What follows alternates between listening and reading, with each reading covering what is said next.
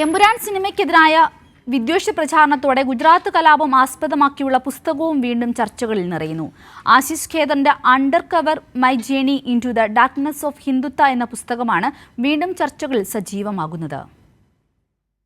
എമ്പുരാൻ സിനിമയിൽ ഗുജറാത്ത് കലാപമടക്കം പരാമർശിക്കുന്ന സാഹചര്യത്തിലാണ് ആശിഷ് ഖേദൻ ഗുജറാത്ത് കലാപത്തിന്റെ പശ്ചാത്തലത്തിൽ എഴുതിയ under cover my journey into the darkness of Hindutva എന്ന പുസ്തകം വീണ്ടും ചർച്ചയാകുന്നത്.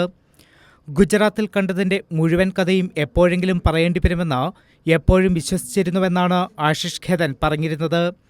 ഗുജറാത്തിൽ റിപ്പോർട്ട് ചെയ്തതിനു ശേഷമുള്ള വർഷങ്ങളിൽ നിരവധി വധഭീഷണികളും ഭീഷണിപ്പെടുത്തുന്ന ഫോൺ കോളുകളും ആശിഷിന് ലഭിച്ചിരുന്നു.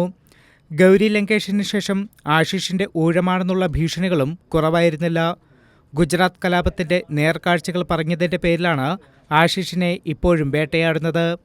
2002 സംഭവങ്ങൾക്ക് ഏതാനും വർഷങ്ങൾക്ക് ശേഷം അവിടെ പോയെങ്കിലും വെറുപ്പിൽ കെട്ടിപ്പടുത്ത ഒരു പ്രത്യയശാസ്ത്രത്തിന് സാധാരണക്കാരെ കൊലപാതകികളായ ഒരു ജനക്കൂട്ടത്തിൻ്റെ ഭാഗമാകാൻ പ്രേരിപ്പിക്കാൻ കഴിയുമെന്നും അവരെ കൊല്ലാൻ മാത്രമല്ല ആസ്വാദനത്തോടെ കൊല്ലാനും പിന്നീട് അത് വളരെ കാലമായി വർഗീയ ശക്തിയുടെ അവകാശവാദമായി ന്യായീകരിക്കാൻ കഴിയുമെന്നും കലാപം ഓർമ്മിപ്പിക്കുന്നുവെന്നാണ് ആശിഷ് ഖേദൻ പറയുന്നത്.